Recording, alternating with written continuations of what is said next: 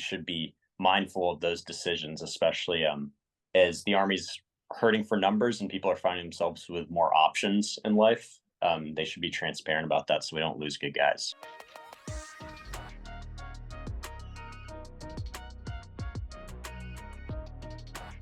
All right, folks, listen here, man. We got a banger today, boys.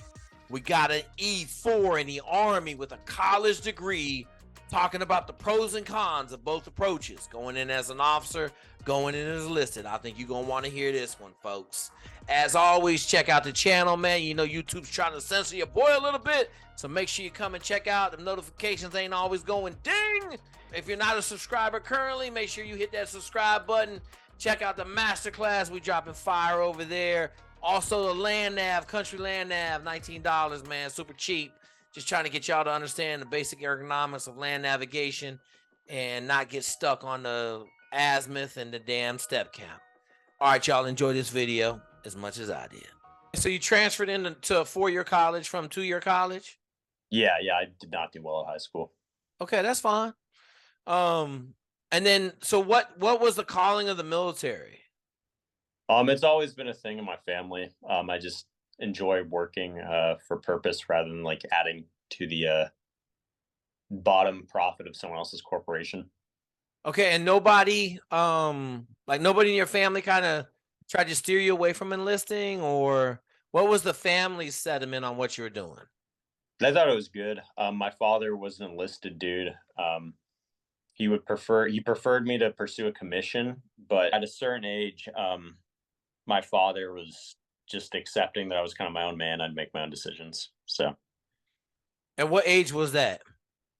That was 21 when I enlisted. So I was about a junior year of college. Okay. Fair enough. Yeah. I'd wanted to anyway. And I was also, a side note, this is something that if your parents are going to pay for your college education, absolutely pursue that. Because I didn't have enough money to continue my college education. So I used it as a justification. Well, I'm already going to pursuing a commission. And I figure I might as well enlist and do both those things at once, join the military and get money to finish college. So those are two things. And if people's parents are paying for them to do their college education, absolutely pursue that by all means. It's absolutely. If you got resources, use your resources, try to get ahead in life, right? Indeed, yeah. Okay. So you're in your junior year of college, you went delayed entry, or you enlisted in the Army to get them to pay for the last couple of years of college? Yeah, the initial money was attractive. I wanted to join a job that had airborne in it as well, so I pursued that. And yeah, I wanted to knock out both those things. And I figured it'd be a good option, and then my recruiter had also made it clear. He said, "Oh, well, you're already in the military. You can just have a conditional release to switch over to apply to active duty and go officer." And that is a very, very bureaucratic process that involves a lot of catch-22s institutionally. It's not designed that way. It's a massive bureaucratic machine that runs on time slots that are within months, and the military deals in your life within spans of months, not like how you deal with it in hours, like, oh, I'm going to go make a cup of coffee or something. It'll take 30 minutes. The military, it's like months and even years in some cases. So let me ask you this, so a lot of the people that listen, they get told by the recruiters that it's easy to do. How, on a scale of 1 to 10, where would you put it as you're enlisted and it's easy to commission as an officer once you go in? I would say, especially from active duty, it will take about an extra year, of probably an 8, compared to just entering as a civilian, which would be a 5 to 4 maybe. Yep. Yeah. Yep. Guesstimation, but no, you're good, brother. I feel the same way, right? Like if you're coming off the street, it may take you 1 or 2 boards to get in, but like it's a lot easier to do that than try to be an enlisted dude, get your whole chain of command to sign off, get everybody to sign off, then them to okay it. And I got 2 enlisted dudes in the Army right now.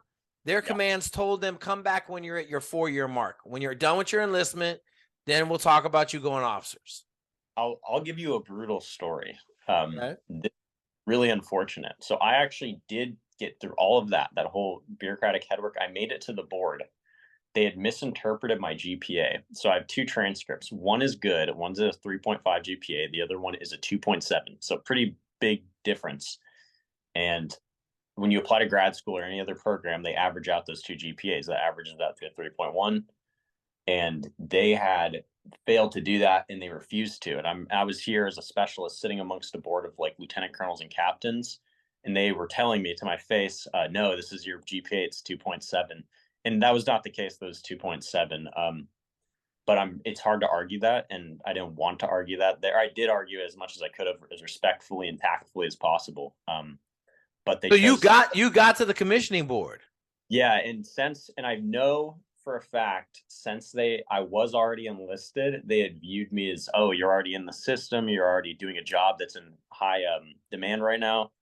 So it was all those culminating things created a subconscious attitude that culminated in me not getting put up for the board, because those officers didn't want to risk their federal OCS board denial dates for the Army. I imagine that is just what it is. It's not even against policy, really.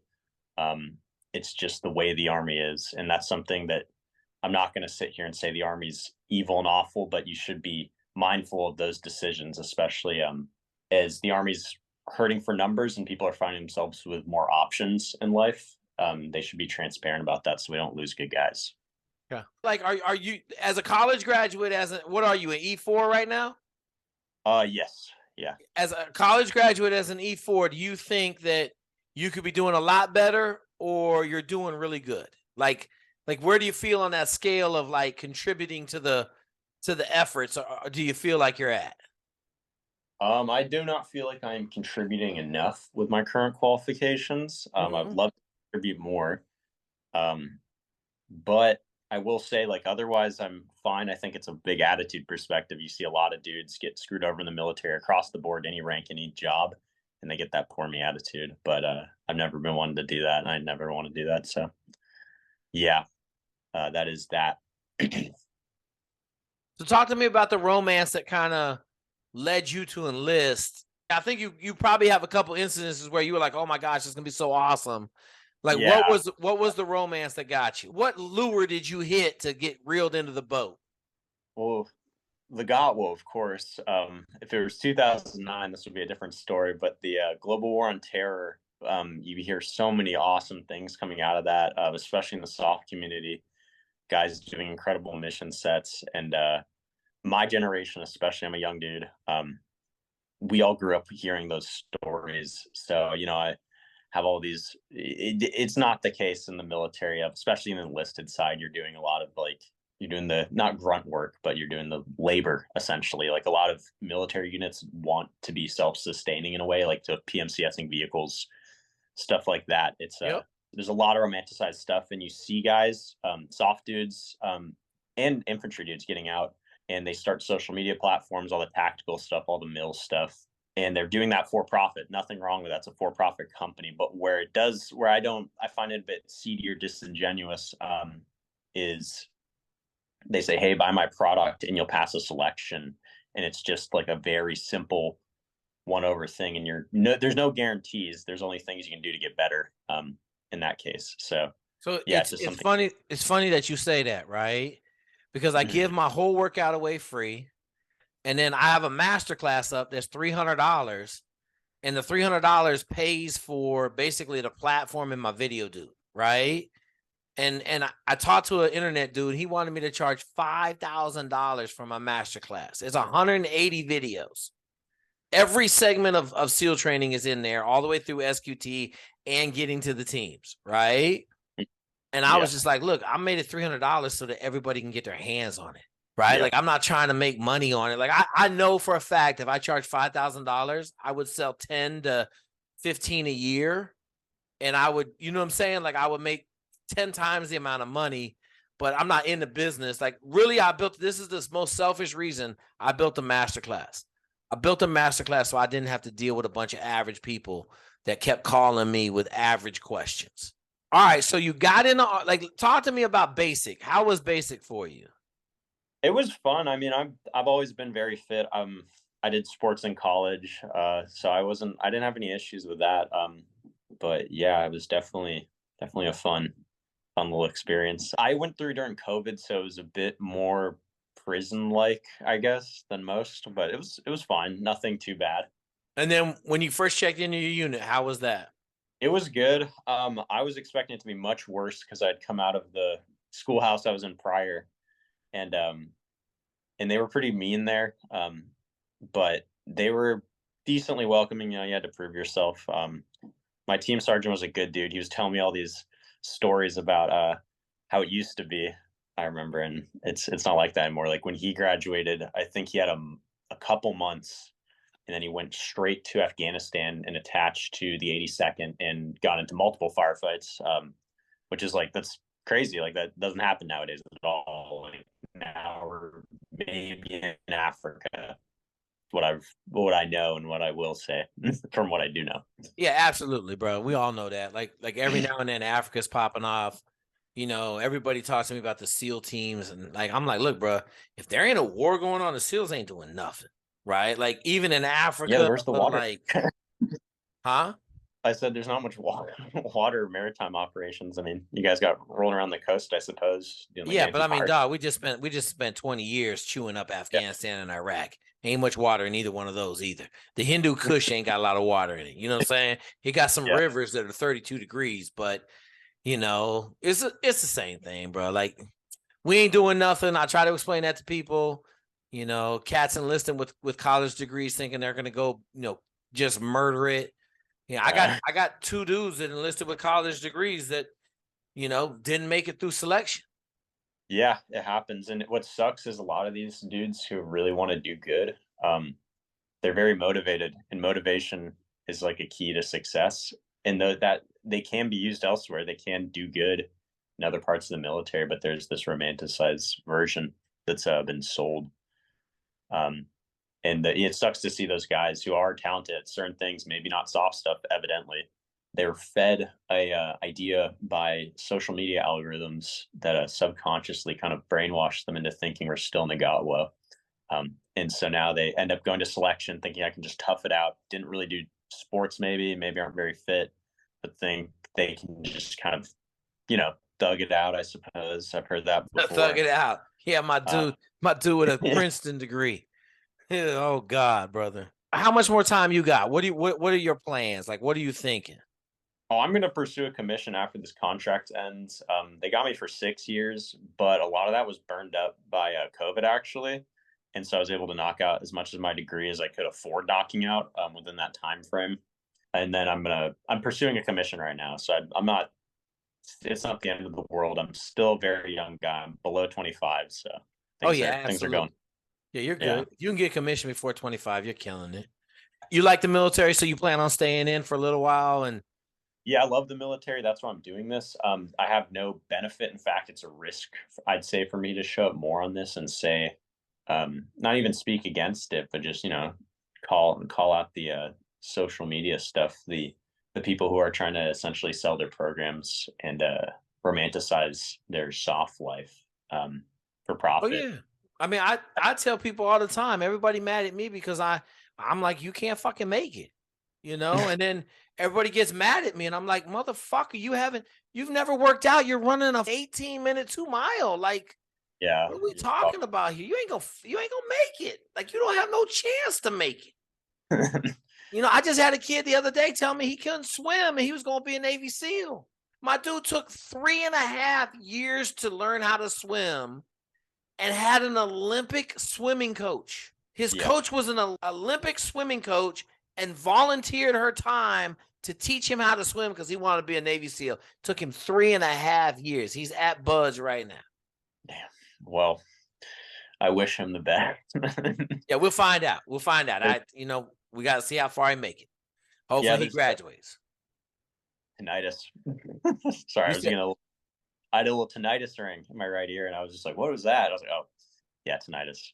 tonight is You- she ringing? A little Yeah, too much mortars or laws rockets. too much of the 240, honestly. Oh yeah, 240 will get you now. I fucked up and laid down next to the 60 too close in an Yeah, IAD.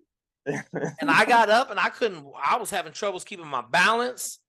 And then yeah, it's we crazy. got done. I had a head, like it was bad, man. Cause your head doing like this, getting that concussion, laying right next to the barrel. You're like, man, Yeah, airborne will do that to you too, as well. Like, there's so many risks involved in this job. I still love it to death. That's why I'm doing this podcast, like, out of love for the military, because I want to see it be the best it can be. Yeah. You're a 22-year-old dude. You've had visions of Army Rangers and Green Berets and Navy SEALs, and you're sitting there and you're looking at enlisting. You got it. Let's say you got like a 3.0 GPA, 3.2 GPA from a good school, good major, and you're sitting there looking at enlisting or going officers. Kind of what's your 2 cents on that kind of advice segment for a person like that?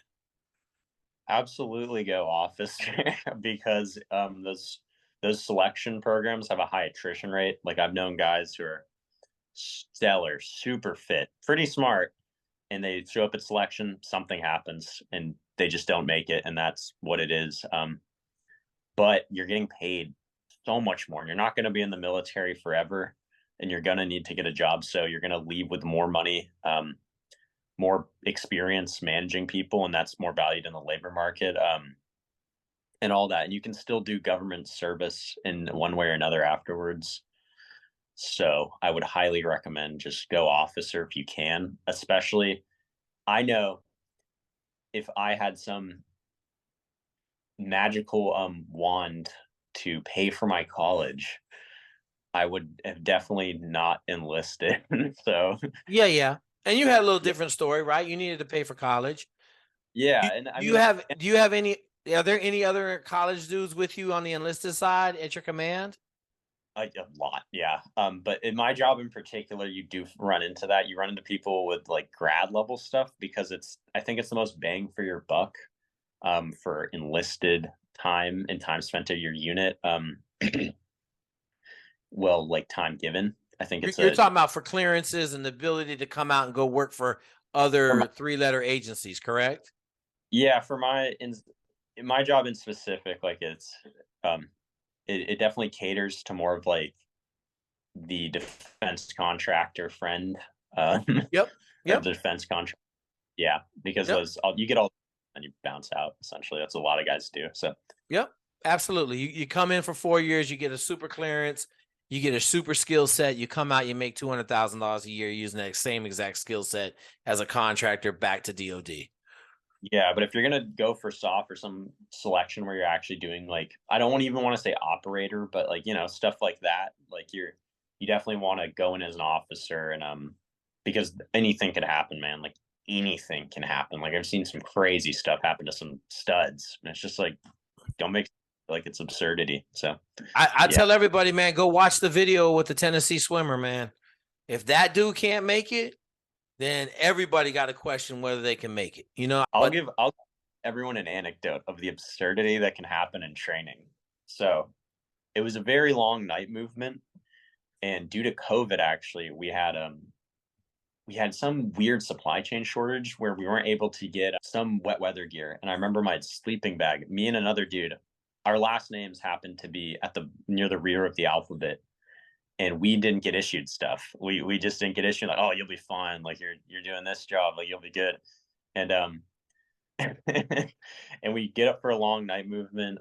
We It starts raining, so our sleeping bags get all wet. And we bed down, and we both wake up at like 03 to go for another movement because our patrol base gets blown up, whatever.